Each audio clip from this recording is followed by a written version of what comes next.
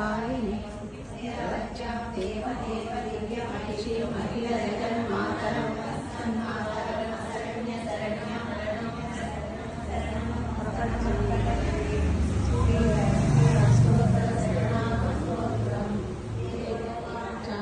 देवदेव महादेव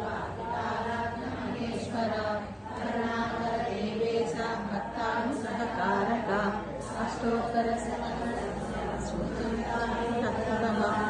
ईश्वरोवाच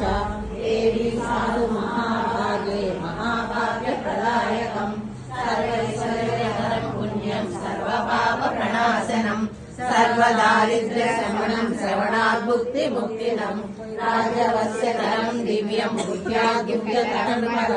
दुर्लभं सर्वदेवानां चतुष्षष्टिकलास्पदम्